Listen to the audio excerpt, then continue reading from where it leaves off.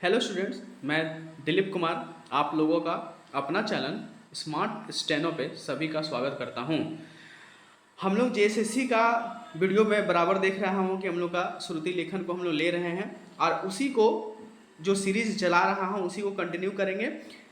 और जो matter JSSC में पूछने की पूरा संभावना है वही मैटर आपको मैं लिखवाने जा रहा हूं। तो चैनल को सब्सक्राइब कर लीजिए, बेल आइकन को ऑन करना ना भूलेंगे और जितना वीडियो हो सके शेयर कीजिएगा, क्योंकि इस चीज़ ये जो पढ़ाई होता है स्टेनोग्राफर, इसके बारे में बहुत कम लोग को ही जानकारी है। तो अपने फ्रेंड सर्कल में अपने दोस्तों लोग को बढ़िया से बताएं कि ये क्या चीज़ है, एक यूनिक तरह का कोर्स होता है। ठीक है, तो चलिए आज हम लोग स्टार्ट करता है, अपना सेशन कंटिन्यू करते हैं। तो डिक्टेशन जो है श्रुति लेखन स्टार्ट होगा 5 सेकंड के बाद।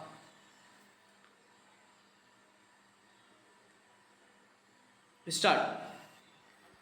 मैं यह कहना चाहता हूं कि हमारा घोषणा पत्र इस समय मेरे पास है। इस घोषणा पत्र में हमारी घोषणा में योजना के बारे में स्पष्ट रूप से कहा गया है कि हम योजना पर विश्वास रखते हैं, लेकिन ऐसी योजना पर विश्वास नहीं रखते जो जनता के दुखों को दूर नहीं कर सकती, जो जनता के कष्ट दूर नहीं कर सकती। आज तक जितनी भी योजनाएं बनाई गई है, जिन्हें हम पहली पंचवर्षीय योजना, दूसरी पंचवर्षीय योजना और 10वीं पंचवर्षीय योजना आदि कहते हैं, और उन योजनाओं में हमने जो कुछ निर्धारित किया उनसे हम जनता के दुखों को दूर नहीं कर सकें और जनता के कष्ट दूर नहीं हुए। इन योजनाओं के परिणाम भी हमारे सामने है। बड़े बड़े अनुभवी बैठे, उन्होंने योजनाएं बनाई, लेकिन योजनाएं ठीक प्रकार से कार्यान्वित नहीं की गई। उन योजनाओं में काफ़ी दोष हैं, जिसके कारण ये योजनाएं लोगों के दुखों को दूर नहीं कर सकी। लोग दुखी ही रहें। मैं यहाँ पर कहना चाहता हूँ कि जो हमारी योजना थी उसका परिणाम क्या निकला। उसका परिणाम यही निकला कि हमें रुपए का मूल्य कम करना पड़ा। जो योजना होती है वह राष्ट्र धन को ऊंचा करने के लिए बनाई जाती है, लेकिन हमारे सामने आंकड़े हैं। इसका परिणाम हमारे सामने हैं। हमने अब तक 9 पंचवर्षीय योजनाएं कार्यान्वित की है, लेकिन हमारी प्रगति व्यक्ति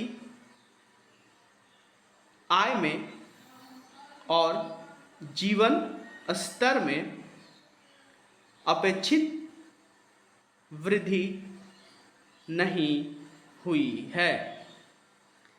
यह दुख की बात है। मैं यह कहना चाहता हूँ कि हमारा ऐसी योजना में विश्वास नहीं है जो जनता के कष्टों को, जनता के दुखों को दूर न कर सके। हम ऐसी योजनाओं पर विश्वास करते हैं जो उनकी आयु बढ़ा सके, उनका आर्थिक विकास कर सके, उन्हें उन्नत कर सके। सभापति महोदय, ये शब्द मेरे नहीं हैं, बल्कि राष्ट्रपिता के हैं।